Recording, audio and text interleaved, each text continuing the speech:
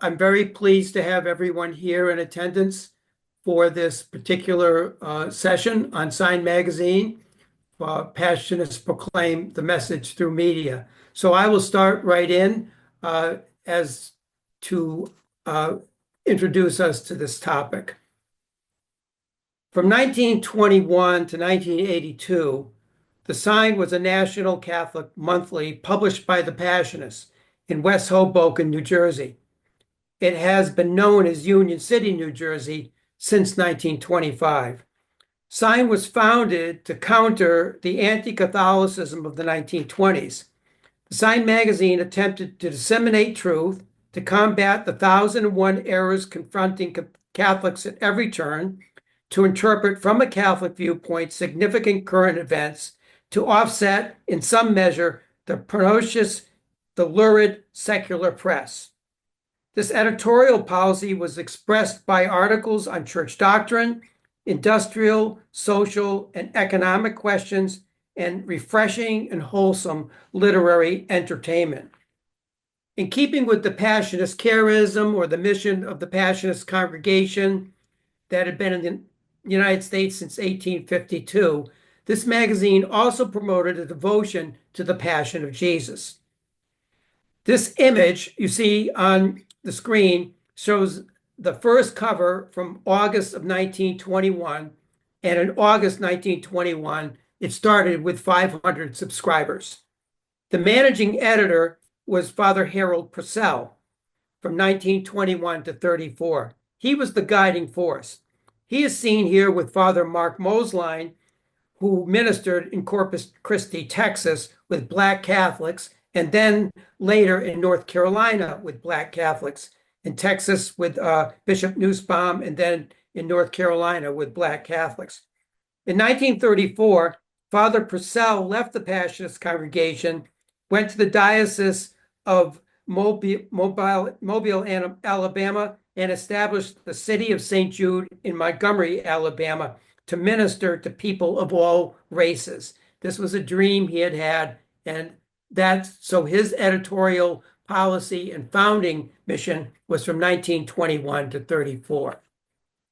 During the life of Sign magazine, from 1921 to 1982, all the editors were Passionist priests. Sign magazine offices were at 526 Monastery Place, across the street from the sacred Passionist complex of St. Michael's Monastery and Church in Union City, New Jersey. Here you can see a contemporary image that this edifice still has tremendous power, and you can see it from the New Jersey Turnpike. You can also see it from Manhattan.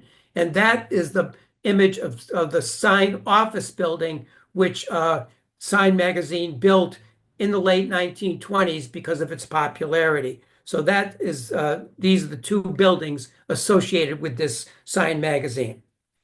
From 1921 to 34, Father Purcell established Sign magazine as an important Catholic publication. It's important to put this Catholic magazine in its context. Another magazine that was very popular at the time was Catholic World, published by the Paulists, beginning in 1865.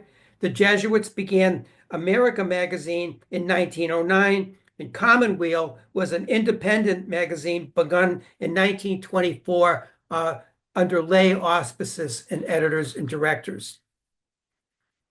This 1933 issue that you see, if you look closely at it, you can see the names of the authors. The Sign prose was very direct and easy to read. Compared to the other magazines of the era that I just mentioned, that was a distinct advantage to the magazine. Also, compared to America magazine and Commonweal magazine, what Sign began to work with was a much more distinct artwork, and eventually photos made the magazine very appealing and very attractive, and it helped accentuate the different thematic issues within the text. While the Passionists were regular contributors, they were really minority contributors. The Sign magazine really gave a voice to many, many different writers.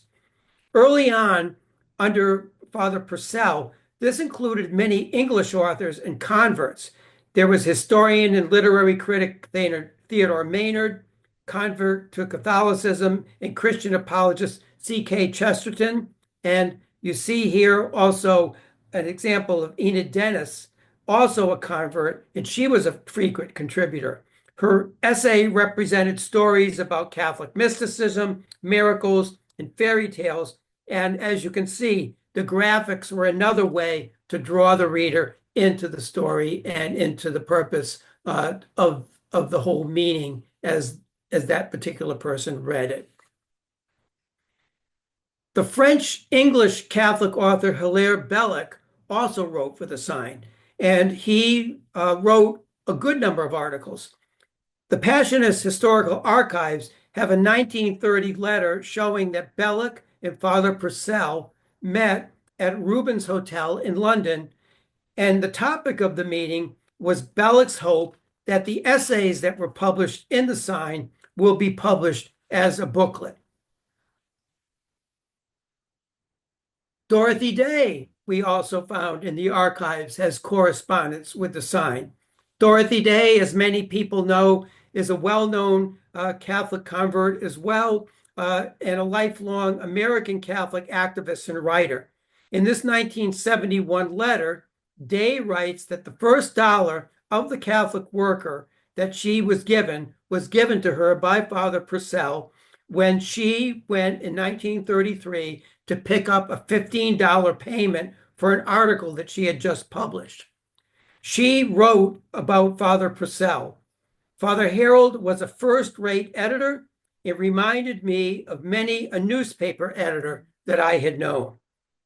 The citation of Belloc and Day archival correspondence that I point out here raises a very important observation.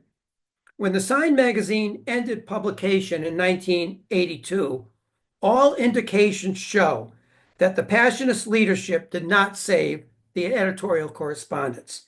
This is truly unfortunate. It probably coincided with the fact the Passionist leadership was preoccupied at that time with the closing of the Union City Monastery, which had been home to the province archives, and that was occupying a tremendous amount of energy on the part of the Passionist leadership. The Sign magazine, I would think, would have been a large collection, and the archives at that time had just moved to West Springfield. So including possibly the Sign magazine editorial collection would have been a burden to probably some people, and they decided maybe not to keep it, or that might be one possible answer. No matter what the situation was, in retrospect, the failure to save the Sign magazine archive was a major mistake of Passionist stewardship and a loss to Passionist history and Catholic history in American Catholicism. However, what was saved, in contrast, and most fortunate that it was saved, was the Passionist China collection. That was not destroyed. Why was that the situation? This might have been because it was associated with the Passionist Missionaries Incorporated, and they were making money through financial promotion of the missions, which now included other missions like the Philippines, even though the Passionist China mission had ended by certainly the 1950s. But a key person in this might have been Father Caspar Caulfield, the Passionist who had just come back from Rome and had been asked to write a history of the Passionist China mission. So Father Caspar actually had these archives of the China collection in another part of the archive. It wasn't part of the Sign magazine collection because it was separate as Passionist Missionaries Incorporated. So that's where this collection is unique. But in doing so, in moving with Father Caulfield in the archives to West Springfield, what it did was it sustained a way for which we can understand Sign magazine in and as a voice for the Passionists in China. So from 1920 to 1950, with the Passionists in China was a series which allowed subscribers to become what I would call armchair missionaries by following the foreign missionary activities of the Passionists in Hunan, China. In turn, readers contributed financial and spiritual support. This series retains importance in providing a history of Hunan province and represents a classic style of mission education given to American Catholics prior to the Second Vatican Council. Today, this Passionist China collection is located at the Ricci Institute for Chinese Western Cultural History at Boston College. It consists of 16,000 photos, 60,000 documents on 20th century China. It has been digitized. The photos were taken by the missionaries and published in Sign magazine.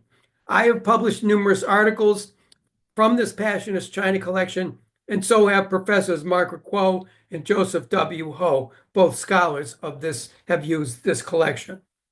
So here you see that the Sisters of Charity joined with this mission to China and the Sisters of St. Joseph of Baden, Pennsylvania. An important editor from 1934 to 43 of Sign magazine was Father Theophan McGuire. You see on this image his book, Hunan Harvest. Father Theophan was editor-in-chief from Sign, and he was important because he kept the China mission in front and center during the heart of the Depression. The photos that he offered, really because of his own personal experience as a Chinese missionary from 1924 to 1929, really helped promote the China mission, and he had a real keen sensitivity to make that mission come alive for the people. And because of that sensitivity, it's very much still an interest for contemporary historians of China. He knew what would draw the interest because he had been in China himself. What the readers saw, and these are the raw photos that are in the Passionist China collection. What the people saw were these photos, and the one photo here where you see Father Leach and the Chinese members and Father Pertel, those were actually edited and included in the stories written by the Passionists. The colorized photo that you see was actually used by Father Theophan McGuire as he went out to Catholic parishes, probably to promote the mission, but also to promote the magazine. These original photos, however, were black and white, and they were eventually colorized, which was often done to images at that time. But what they did, in both cases, right from the beginning, was you had the request for spiritual and financial support. Children would contribute in Catholic schools to what they called the mite box. And that would be whatever money you give would be given, a penny, whatever. And this was very big during the Lenten season. And you see that there was certainly a willingness of the priests to take photos of these Chinese young people to promote that the magazine was reaching China at the same time. But this was an important link between the readers of Sign and the China mission. So this is a key element of Sign magazine's history, and probably is the most influential point of the history and the magazine at this time in dealing with China. But the magazine was critical because it showed very complex situations. It wasn't just a situation of piety, devotionalism, missionary involvement. Here you see Father Caspar Caulfield, who was a missionary in China. And in this article, it shows him and Bishop O'Gara meeting with Chiang Kai-shek, who was called the Gizmo. And this is important as an image because what Chiang Kai-shek is doing is he is congratulating Bishop O'Gara from Yuanling, Hunan, for the effort that he's done to help refugees in Hunan. Why is this important? This is important because the infrastructure of the nationalist Kuomintang government could not handle the refugee crisis that had emerged from 1937 to 1945. So in this case, this is an important recognition of the Catholic missionaries, and Sign magazine took advantage by publishing this article. What is also very important is this particular article was a key reason, and this photo was a key reason that actually Bishop O'Gara was arrested in 1951 and was in prison until 1953, and Father Casper Caulfield was under house arrest in 1951 as well. So the publicity of this also tells a story about the reality of the China mission. But it gets even more complex and quite fascinating as well, because this next image shows the author, Father Cormac Shanahan, who was also a Passionist, who was in Chongqing, which is the World War II capital. And when press reporters were finally allowed to go up to Yan'an, which is the base where Mao Zedong was, the nationalist government said, we want you, Father Shanahan, a Passionist, to represent the Catholic press and go up to Yan'an and also meet with Mao Zedong, because we believe you have an honest assessment of religion, and also they believed that he would have a very supportive idea of the nationalists. So he wrote this article, published the Holy Mass in the heart of Red China. He was the last Catholic priest to say the Mass at the Catholic Church in Yan'an. And here in the magazine was published a photo, so you can find it still in the magazine, where Shanahan is with Mao and all the members of the press party.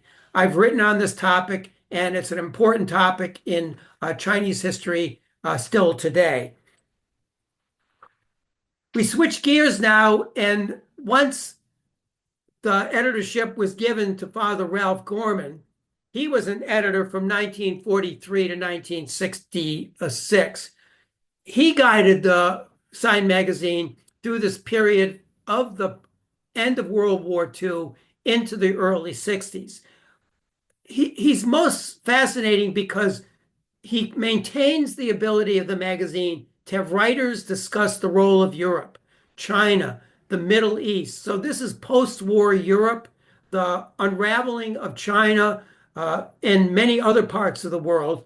And in this particular situation, what always struck me right from the beginning when I started looking at Sign magazine, and I've never investigated this, is his strong attention to the Palestinian issue in the state of Israel. He was pro-Palestinian. And I asked myself, why would he take that stance? And it makes sense when you begin to look at his background. He was ordained a Passionist priest in 1924. In 1925, he went to the Catholic University of America to study scripture. He received an STL in scripture there, and from 1925, he completed scripture studies at the L'École Biblique in Jerusalem. Now, that's important because that would have given him a very, very strong sensitivity to what was going on in the period of the Middle East. He and many other scripture scholars who studied at the L'École Biblique had very impassioned and also personal understanding with Palestinian Christians, and also were very observant as to how the Jewish state of Israel was emerging in the post-48 period. So from 1928 to 35, he taught scripture in the Passionist seminaries. And beginning in 1935 to 1942, he was assistant editor at Sign. From 42 to 66, he was a managing editor. And from 66 to 72, he retired, and he wrote books on sacred scripture.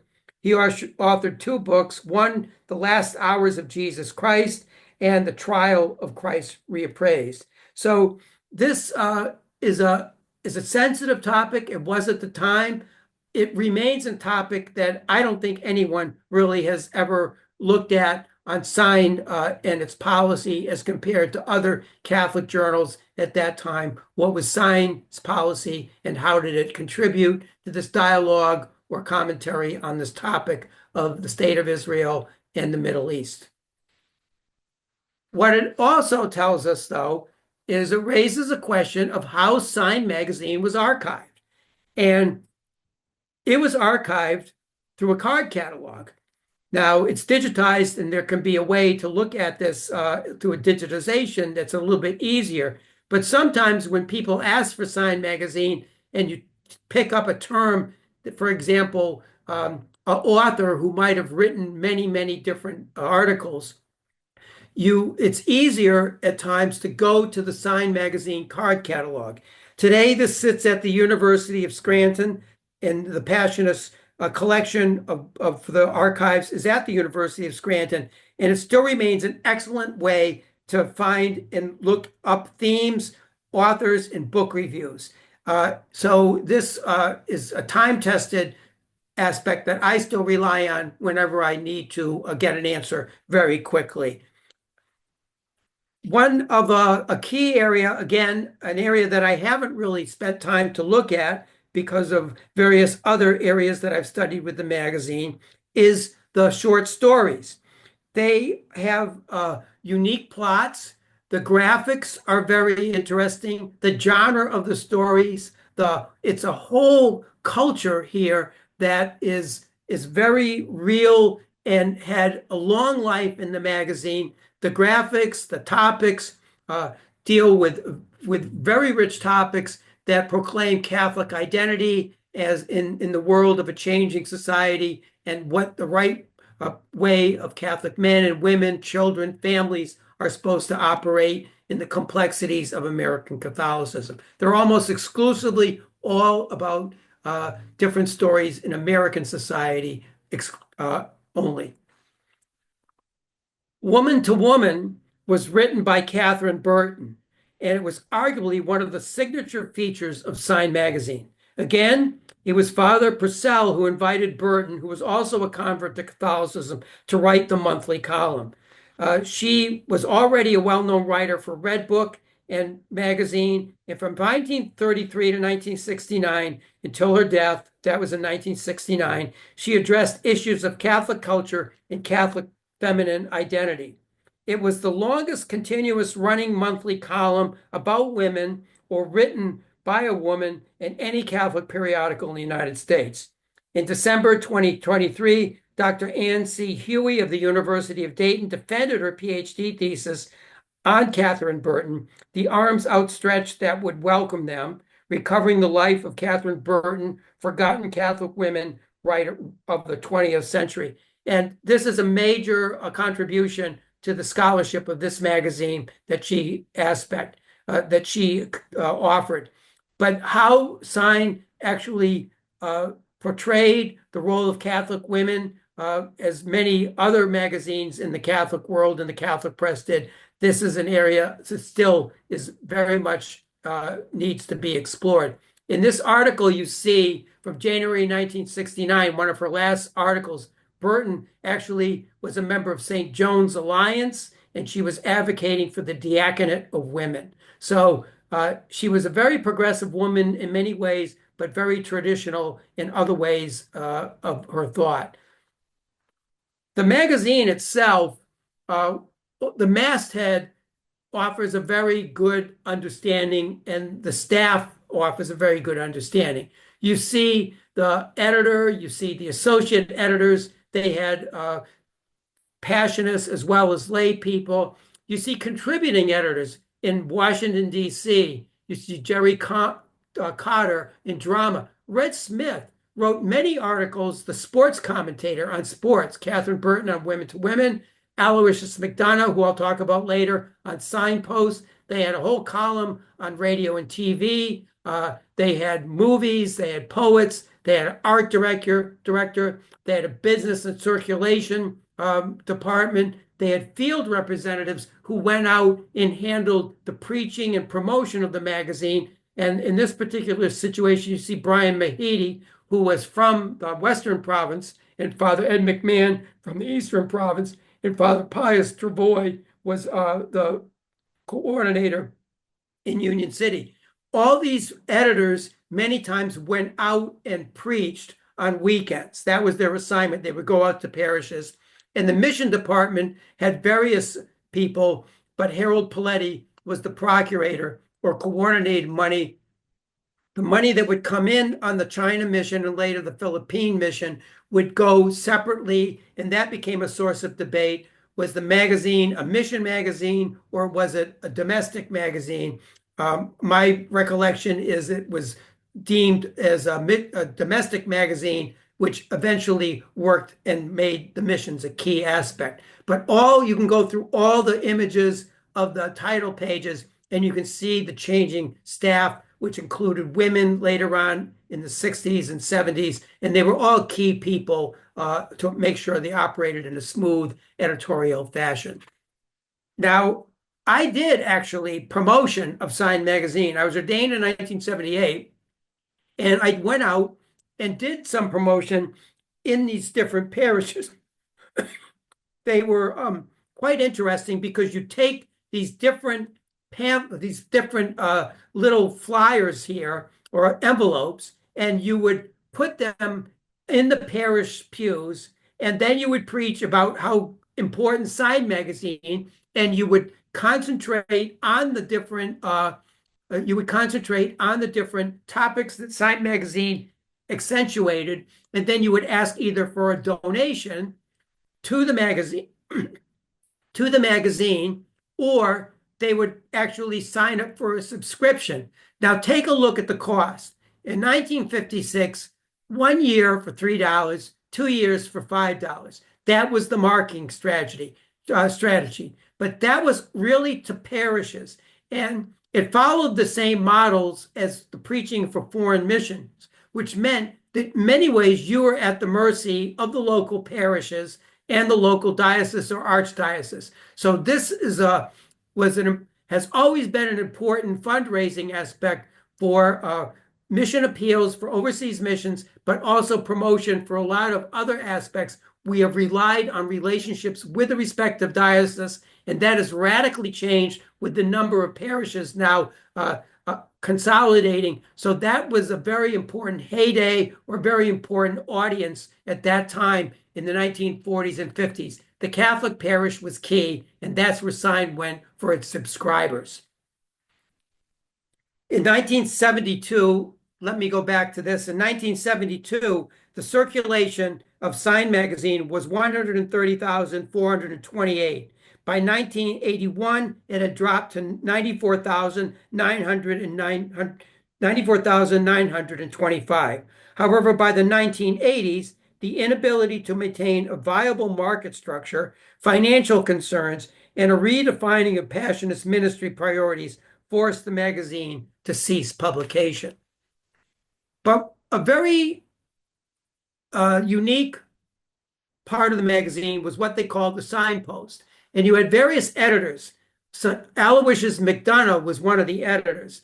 And people would write in questions about morals or ethics, and the Passionists would answer that. And there were other people who wrote for the Sign magazine who were editors as well in the signpost. And reading back and looking at how these questions about going to church or fasting or marriage issues, they really give a cohesive view of what were on the minds of the Catholics. Of course, this is all done through the editors. And then the respective signpost editor would respond, and it gave a pastoral response. And this was how people were getting their understanding of many pastoral issues, if maybe or perhaps they didn't get it from the parish.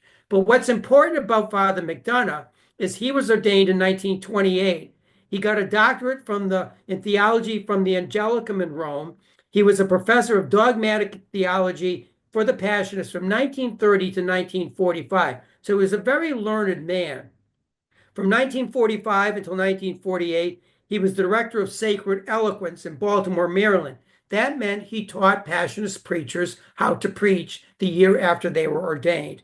Then he took on the editorship of the Signpost until 1959. He was also the province prefect of studies from 1955 until 1965, and he was secretary of the Theological Society of America and he was president of that society from 1961 to 1963. And then he became an editor of the Passionist magazine called Verbum Crucis.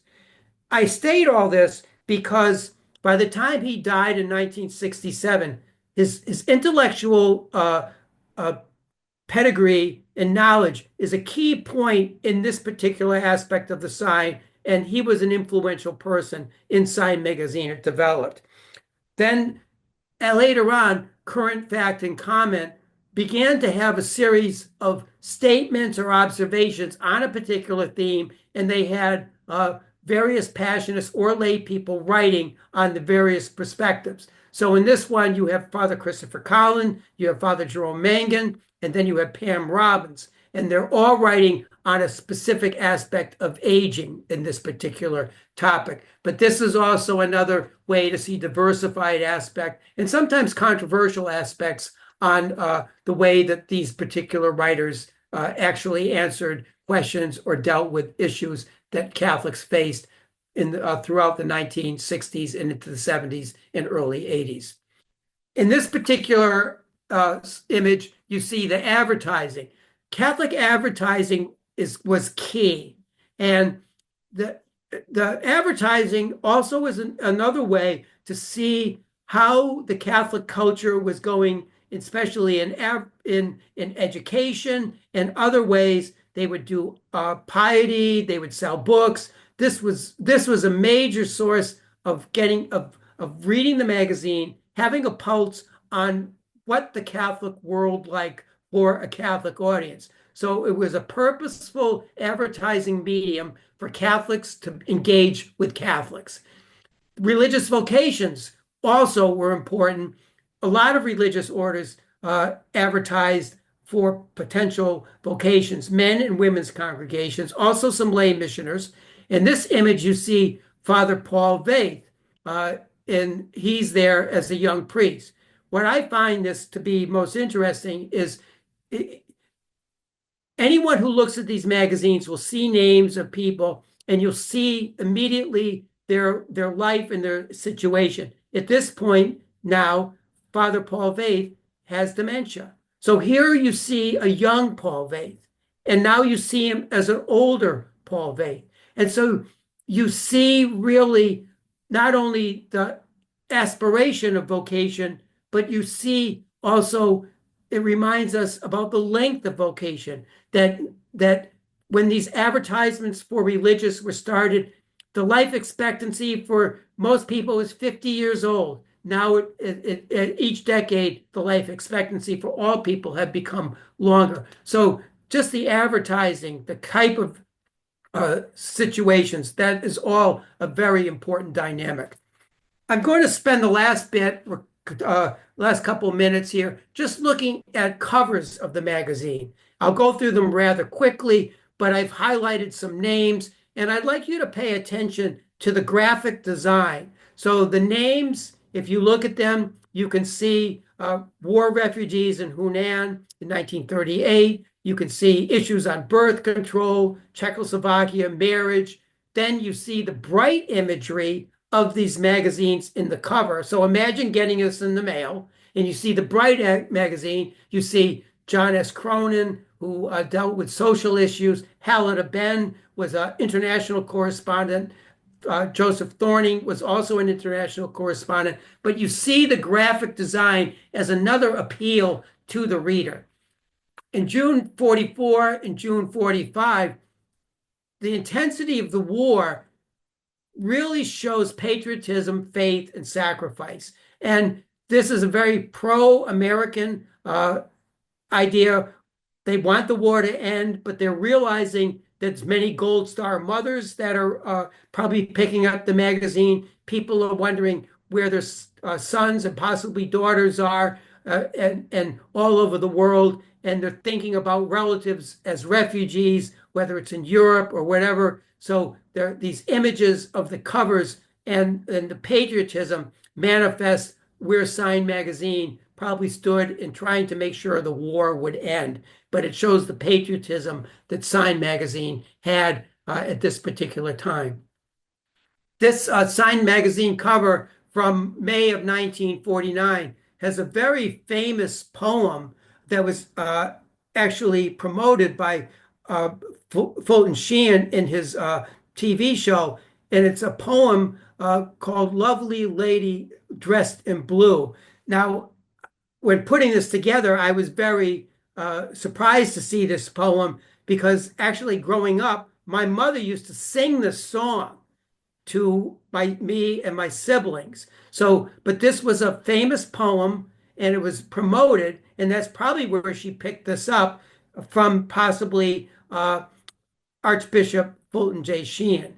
And then you see the range of topics. So Jerry Carter looks at Alfred Hitchcock, mayhem and the mystery, the delight of the age. So probably the move that's beginning to go into science fiction. And then you see the issue of Soviet Russia. So on any particular topic here, you begin to notice the divergent dynamics. Augustine Paul Hennessy was another editor from 67 to 75. He was ordained a priest in 1941. He also went to the Catholic University in Washington. He received an STD and STL. He was a novice master for the Passionists and a rector of our monastery in Shrewsbury, Massachusetts, but he was editor from 67 to 75. He was a member of the Catholic Theological Society of America, and his 1955 presidential address was entitled Charity in the Pursuit of Wisdom. So his editorials are very much dealing with ethics and charity in that dimension. But he's navigating the Sign magazine through the critical period of the Vatican Council. And here you have Sidney Callahan, John,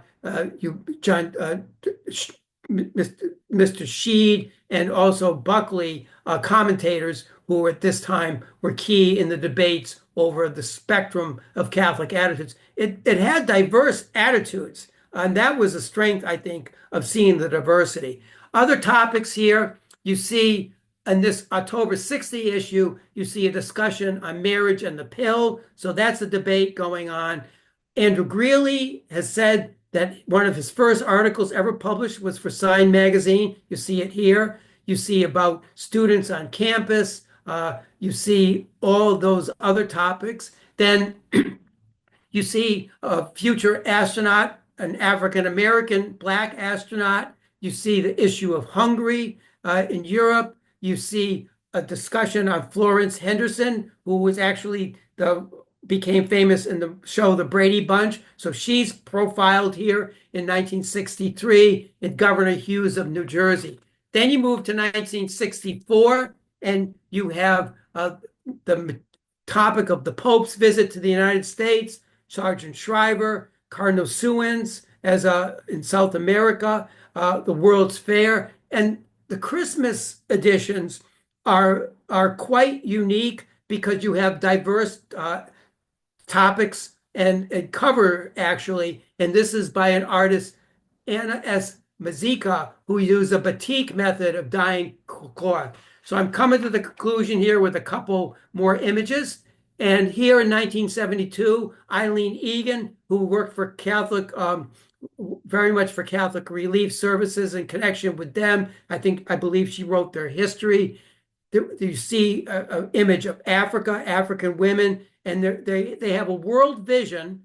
And so this is important. And in 1977, the issue shows Arlo Guthrie, who was a convert to Catholicism, and the article was by Pam Robbins, who was also from the Massachusetts era. And Arlo Guthrie, of course, was famous for Alice's Restaurant, which was set in Western Massachusetts. So that had a connection, and you see him here as a Catholic convert.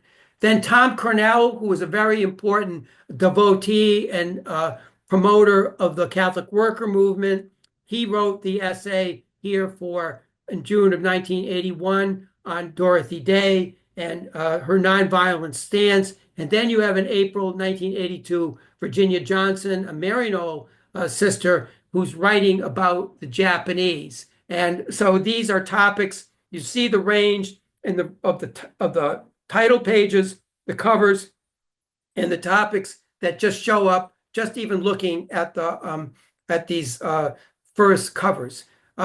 So to conclude, Sign magazine, the Passionist editors, and I think it's especially true of these editors, Purcell, McGuire, Gorman, McDonough, and Hennessy, I think through Sign magazines can be seen as Catholic, public, and pastoral intellectuals from 1921 to 1975. I would say that that was when Sign magazine had the greatest impact. So proudly, Sign magazine was started in the 1920s. It started out to combat anti-Catholicism. It was isolationist in the 1930s. It was patriotic during World War II. It tended to be pro-Palestinian and looking at the issues of refugees in the 1940s and post-1940s. The magazine by 1950 was anti-communist in its tone, especially based on the China mission experience. It was open to the changes of Vatican II from the mid-1960s until 1981, and the magazine is best described as pastoral in its attempt to reconcile liberal and conservative movements in American and world Catholicism. So what's into the future? To have some kind of larger digital platform. I would like to see that. Get more use of the magazine through the archives. Many people write in still asking for Sign magazine, and maybe even sponsor a retreat or a workshop at one of our Passionist retreat houses to discuss Sign magazine as a window into contemporary religion and media. The next program that I will give will be on the Passionist General Chapter, the international dimension of the Passionists, and that will be on October 21st, 7 p.m. But at this point, what I'd like to do is open it up for questions. You could text, and Ryan Gold, who's on the POPs committee, she will ask and relay me the questions if you put it in the text, and we'll go on for a couple minutes here and any questions that you would like. So I welcome any questions or comments. That would be helpful, and I'll do my best to answer them. Thank you. And I'll close about 2 minutes before with the final statement. Thank you very much. If you have any questions, you can go ahead and drop those into the chat. We have everybody on mute just so we're not talking over one another. So if you can drop your questions in the chat, or if you're not comfortable typing, just use the raise hand feature and we can call on you. Let's see. Did the Sign magazine also include editorials? What was their tone? Yes, each respective editor had an editorial. So that's where you sometimes see the editor take the position in a very synthetic way. But it wasn't just the editor compiling or gathering the respective writers for articles. The editor had a monthly editorial, and it sometimes could be very specific, but also it usually addressed contemporary issues. One of the things that Sign magazine is a challenge for particular people when they read it is they have to get into the idea of American society and Catholic culture. So sometimes the comments are tongue-in-cheek or nuanced, and they're dealing with debates that are going on with American society and Catholic. But each editor had an editorial page. The editorials were 1 page long. Yes. Hi, Rob. Thanks for tonight. It's Ernie Rivard. Yes. I was interested in you mentioning that I think it was the period of 1937 to 45. Passionists were involved in assisting with the refugee situation in China. Yes. Well, yes, true. Was there any correlation of that or any connection of that to the Passionists in post-war Europe? I think it was Father Flynn. Yes. Father Fabian Flynn wrote for Sign magazine. A book has been published on him, and I'm hoping that Sean Brennan, who's on the faculty, Dr. Sean Brennan, might do a presentation if at some point on Father Flynn. But the Passionists had very strong opinions on making sure that the refugee topic was front and center. So China was always a refugee situation, but in the post-war period, I think because of the strong immigrant connection with Europeans and probably the remaining aspects, they dealt with refugees.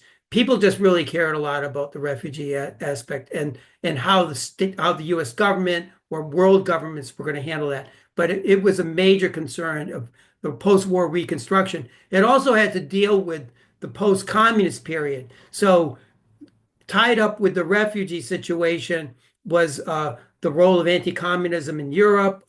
It was a large theme of many, many different aspects summed together. And did people want to maintain a presence after an exhausting war? Did they want to still be involved in Europe, or were people just depleted from the amount of war? And was it a question of conscience or justice? As well. So yes, Ernie, they did deal with that topic quite a bit. We have one from the chat here. How independent did the sign seem to be, especially with so many lay authors? Compared to other magazines, I think that's where the study people would have to do in comparing the voice of other authors. I think just by the sheer volume of lay authors, and most of them were lay authors, I have an impression from the stable that was acquired here of writers that sign was pretty eclectic, and they let the authors go in various directions, even though there were probably themes. But I think the main point was to get this as a Catholic point of dialogue within a larger society, that the Catholic debate should be part of a larger debate. This isn't necessarily a pietistic magazine. That's covered in the short stories and other areas, and some of the Passionist piety through the saints and that sort of thing, and a Catholic culture. But they're very serious, I think, because all the editors, certainly Purcell was interested in issues of justice and peace or race relations. And then Theophane Maguire was interested because of his China experience. Augustine Paul Hennessy had it certainly just because of his theological, I think, wonderings, but certainly Gorman, because he studied in the Holy Land, would have looked at this. So they kept an international voice, which is quite astounding to me, to be honest. It doesn't shrink away from international issues, no matter what is going on. How about the audience of the sign? Who were its readers, age, geographic, gender, etc.? I think for the most part, again, you can see by the list of donors sometimes and where the letters are from, you can see that it's mostly East Coast, some Midwest, but it's an East Coast audience. It's urban for the most part. I think that's where the main audience is from, and they probably are middle class or working class because they have the money to buy the magazine. This was a subscription magazine, and maybe some parishes got it, but you had to have some ways of leisure income to read this.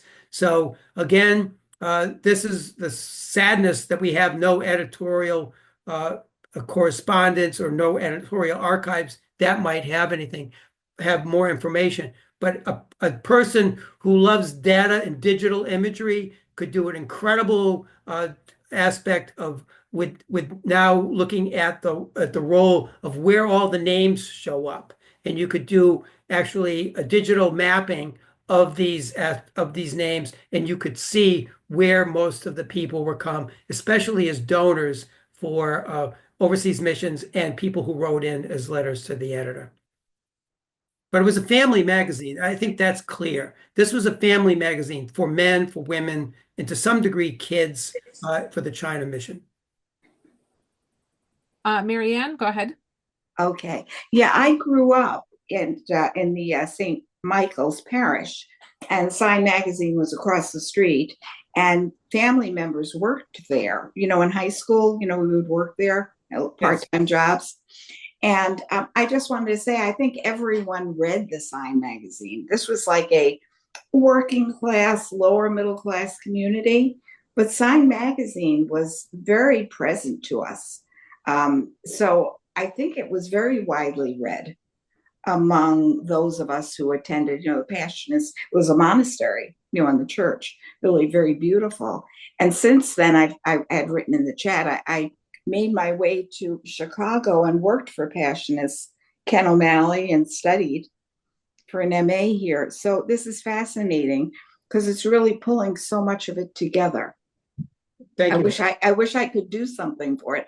I am a librarian. I was a theological librarian, and Well, contact me and maybe something can happen. Thank you very much. Yeah, thank you. How did the sign address the tribulations of the priests arrested in China just after 1949? They stopped publishing articles. And mainly, it was a conscious decision of the Passionist mission not to publish the articles because the issue was how and when are the missionaries going to be released. This was a very delicate issue of State Department policy, Passionist policy. There is archival material on this, and this was true of many of the religious orders, the Franciscans, Maryknoll. It was a very defined way that you didn't want to anger the communist government when you had missionaries in prison. So there's a lot more research that could be done on this, but by about 1949, you see no more direction on the China issue. And the fact that O'Gara is in prison, and then Justin Garvey and Marcellus White, two other Passionists in prison from 53 to 55, you see very little concentration on the post-1949 Passionist experience. But you do see the issues on the Pan-Asian communist possibility that the domino effect of communism, Chinese communism and Soviet communism will take over and should be addressed and watched very carefully in Southeast Asia and in Europe. So they go into the historical, ideological purview, but they don't deal necessarily with the China mission, mainly because they wanted the missionaries to get out safe. And all those missionaries, O'Gara, White, and Garvey, came out through diplomatic intervention.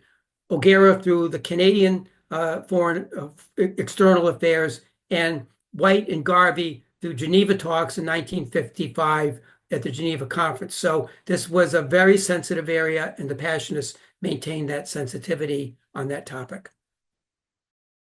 Were there any features or topics that surprised you? Oh, I think right from the beginning, what surprised me was the longevity of woman to woman. I did a graduate paper at Georgetown when I was on my Ph.D. Writing in American history, and I was really impressed by that. That the idea of seeing this voice for women was something that very much surprised me, and I thought was I just gained a great amount of strength that the woman's voice in Catholicism shouldn't just be relegated to changing altar linens, even though Burton talked about that. But there was a rigor of a participation of dialogue here that was subtle and sometimes polite, but I just felt the range of her voice to be quite impressive. That made me stop and think about her. I also, as I go through this, and still this is true today, I see writers who, I think Stanley Carbonneau, who wrote on Vietnam, he had an article in there on Vietnam. So he was important. You see other writers who are dealing with international issues. The breadth of these topics is pervasive, and it's not just a Catholic story. I think what I always think about this is if people go into this magazine thinking it's a Catholic story, they have to turn it around and it's a Catholic reflection on world religion, culture, and dynamics. So these stories in the magazine, and this has always been true. This is certainly true with China. I'm teaching now at Boston College. I use this magazine all the time, and at Scranton, I use this magazine for my students there. This magazine is makes a person think world, and that's a strength of the Passionist congregation because most people in their parishes a lot of times think about their parish. And Sign Magazine forced Catholics to think world, especially visually. It's the visuals that make this totally different than America or Commonweal. And the first tier of researchers always go to America and Commonweal. But now there's a whole new tier, I think, of scholars who are looking at the visual representation of the magazine within Catholic and world culture. And what I don't see a lot is I don't see a debate about with Protestants a lot. I don't see it being anti-Protestant. I see it being fairly reverential or polite. There's no diatribes that I recall against anyone who's Protestant or really any other religion. It's an entry into world religions from a Catholic viewpoint. That's how I envision this.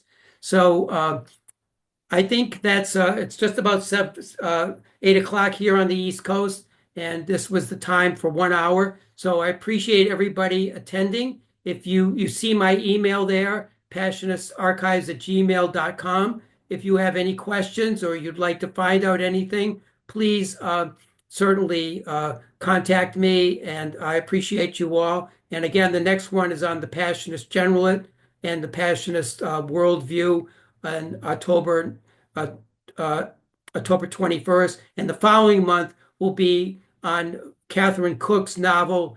The novel is The Sower of the Black Field, and it's on Victor Cook in Schwarzenfeld, Germany during World War II as the American troops come in, and he saves the town from the destruction of the American troops at that particular aspect in 1945. So she will be a discussant with me. So again, thank you for your attention. Thank Holy Cross Province and St. Paul the Cross Province, and thank you for the committee that worked with me on this. Thank you very much for attending, and I look forward to hearing from you. Thank you.